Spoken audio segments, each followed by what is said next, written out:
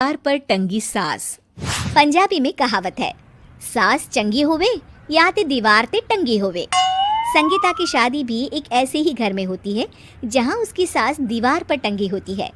ससुर और पति शादी के पहले दिन उसे सास के फोटो के सामने ले जाते हैं, जहां ससुर जी कहते हैं, बेटा बेटा संगीता, ये तुम्हारी सास थी, बहुत नेक और भली, लेकिन थोड़ी गुस्सैल थी।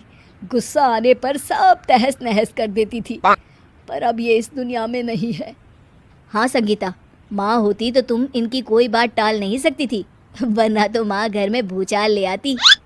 संगीता मन में खुश होती है कि अच्छा है कि ऐसी औरत अब इस घर में नहीं है, लेकिन दिखावे के लिए वो जैसे ही सास की फोटो के सामने हाथ जोड़कर खड़ी होती है, ये क्या? सास उसे देखकर मुस्कुराने लगी।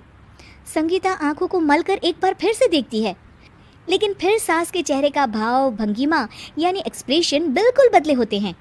वो अपने पति और ससुर को कहती है, माँ की तस्वीर तो स्माइल कर रही है। ना ना बेटी, ये कैसे संभव है? ज़रूर तुम्हें कोई गलती हुई होगी, ऐसा कैसे हो सकता है? लगता है तुम शादी की सारी फॉर्मेलिटी करते करते थक गई हो, तुम्हें आराम की ज़रूरत है संगीता। खैर, सारे संगीता की बात को इग्नोर कर कमरे में चले जाते हैं। वैसे सास की फोटो पर एक्सप्रेशन एक के बाद एक बदलते ही रहते हैं।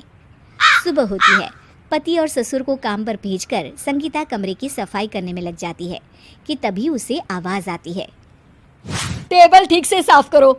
ऐसे भी कोई टेबल साफ करता है? इससे अच्छा तो ये गंदा ही था। किसी औरत की आवाज़ सुन संगीता दंग रह जाती है और सोचने लगती है कि आवाज़ कहाँ से आई।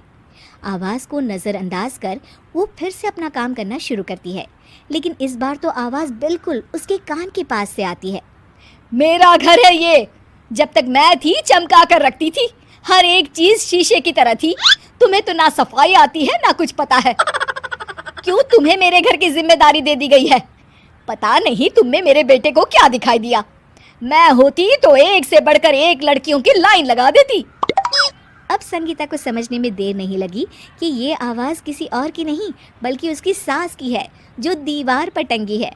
वो उसके पास जाती है और कहती है, नमस्ते सासू माँ, मुझे तो कल ही लग रहा था कि दीवार में कुछ काला है।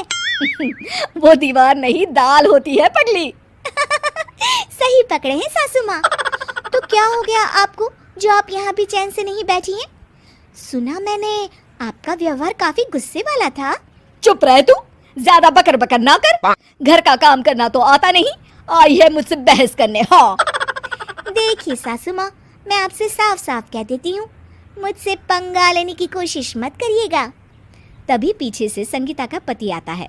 अरे संगीता, किससे बात कर रही हो? कौन है वहाँ? संगीता की सास की फोटो फिर से पहले जैसी हो जाती है। आपकी माँ से कह रही थी कि मुझे काम करना आता।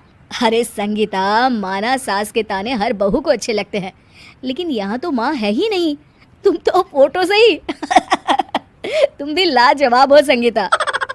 किसी को विश्वास नहीं होता कि संगीता अपनी मरी हुई सास की फोटो से बात करती है। वहीं आए दिन संगीता की सास संगीता को किसी न किसी बात पर आते जाते ताने देती। संगीता को भी अब सास के तानों और उनसे बात करने की आदत हो गई। वो कभी खानदान की कहानी तो कभी तीज त्योहार कैसे मनाएं या किसी व्यंजन की रेसिपी सास से ही पूछती। सारा दिन घर में अकेली संगीता की सास अब उसके लिए तानों के साथ पक्की साथी की तरह भी रहने लगी थी, जो किसी और को नहीं बल्कि संगीता को ही सुनाई देती।